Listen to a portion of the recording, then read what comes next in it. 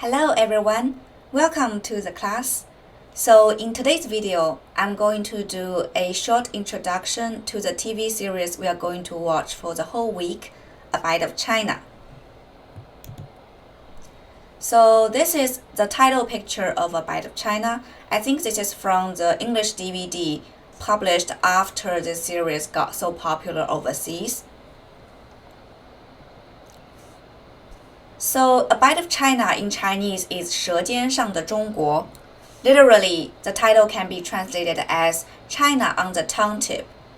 So, I think one thing very interesting to think about is that for a TV series all about food and about Chinese food, no food or whatsoever is mentioned in the title. But instead, what are mentioned are first, the body, and second, the nation. The body refers to the tongue tip, and the nation refers to China. Thinking about this title from that perspective, we can get some implication that this TV series is not only about how to make Chinese food or what kind of food are Chinese food, but also want to tackle a deeper question about how to define China and the Chinese body through food. That is to say, how Chinese people identify with China through their daily eating action, through their daily food. So that kind of idea of national identity is originally embedded in the title and in the whole series.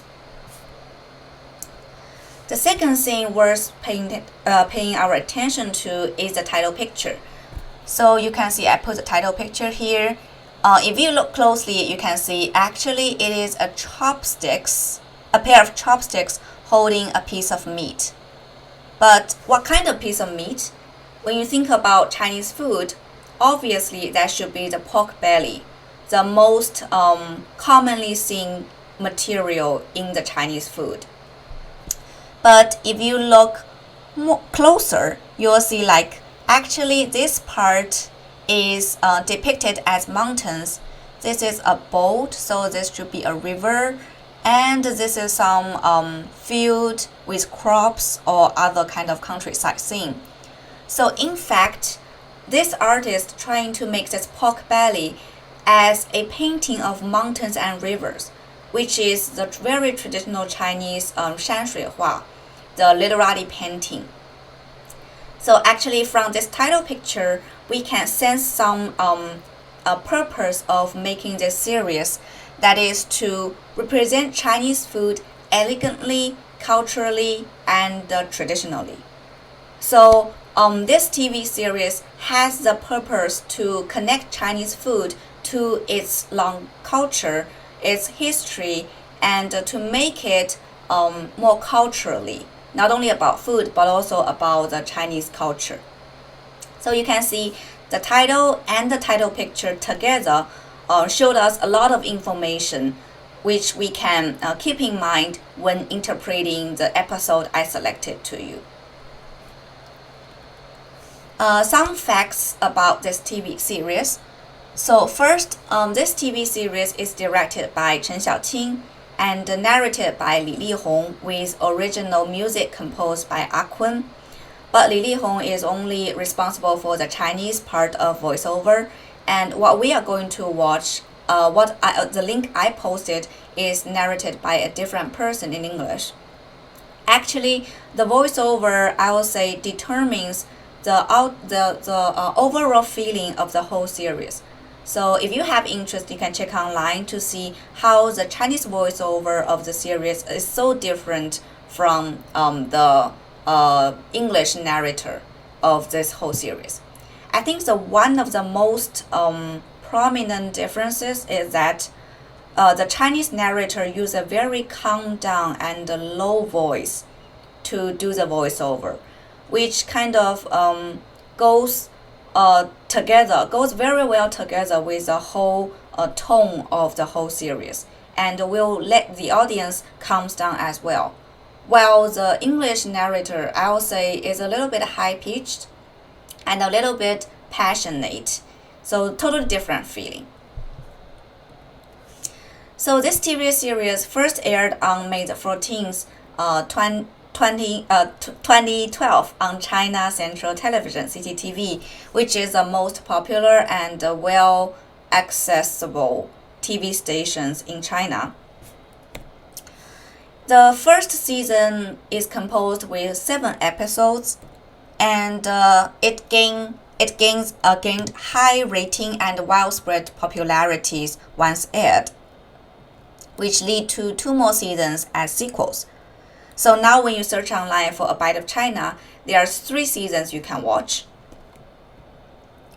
So in this whole series, they try to introduce famous food, famous cuisine in Chinese food, in Chinese culture, and also some very famous cooks and restaurants.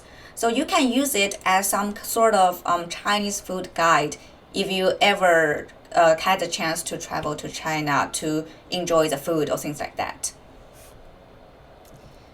And I think a big question to think about for this class is to put this whole series, A Bite of China, side by side with Li Ziqi's video of making Chinese food. Not only from the way they are shooting the video, the way they're shooting the process of making food, but also think about the question, how can a show about food become national propaganda? Actually, Li Ziqi's video has those kind of controversy as well. A lot of people will consider it as a individual show became official propaganda. So if we consider Li Ziqi as a personal show gain popularity overseas, which turns it into a national propaganda, then A Bite of China can be said as an official attempt to win the heart of people both inside and outside of China.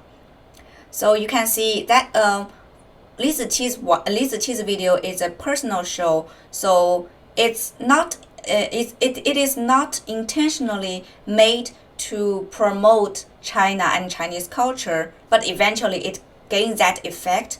But for A Bite of China, that is made by an official TV station and has that idea about Chinese identity, Chinese body, Chinese people in the very first place.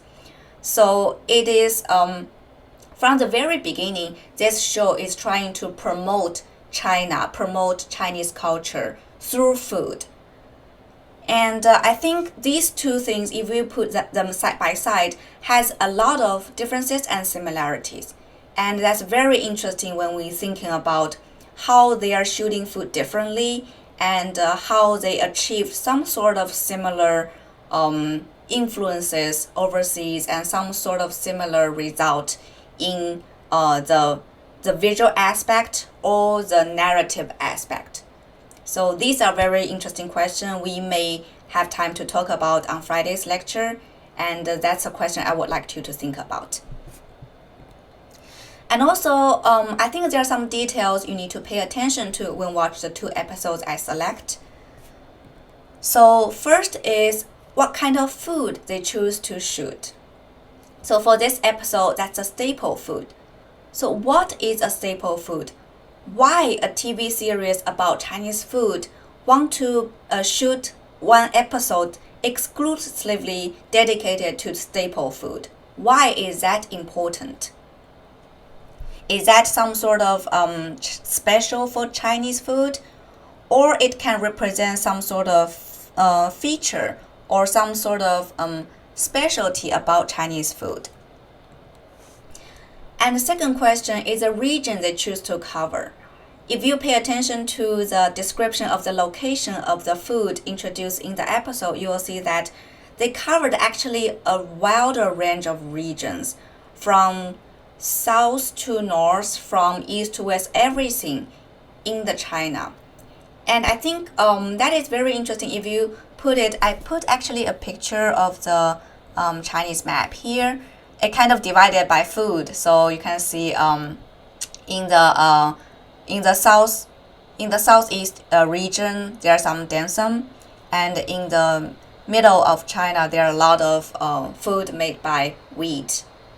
So actually, thinking about the region and why they choose to cover this region in this whole episode, what kind of significance lies behind that choice? This is a very interesting question to keep in mind. And the third question is the people appears in the show and their facial expressions. I think different from Li Ziqi's video, this show actually actively incorporates a lot of people to tell their own story related to Chinese food. And you should pay attention to what kind of people are selected to appear in the show, and what kind of facial expressions is shot under the camera to incorporate into the whole show, and why. One more question is about the narrative tone. So how food become culture, how the voiceover is telling you a story, and to try to engage you with a story about Chinese culture and related to Chinese food. So how the whole narrative tone achieved that. And finally, what are possibly left out by the camera? I think this question I think we should think about this question for every video we are going to watch throughout the semester, because there's a camera, and the camera is the scene the camera can shoot is very limited, and has a strong intention and has a strong purpose when the cameraman are doing his or her work. There should be a lot of things left out by the camera, and to imagine what are possibly left out is a very interesting question, because from that perspective you can sort of speculate the intention or the design of the whole show, and the design of the intention of the whole show, the design of the whole show, and sort of also deconstructed a little bit the whole feeling the director wants you to feel by thinking about what is left out by the camera. Okay, so I think these are very interesting questions to keep in mind, and we can have a very rich and live discussion on Friday section. That's about today, and see you in my next video. Don't forget to leave your comments. Bye.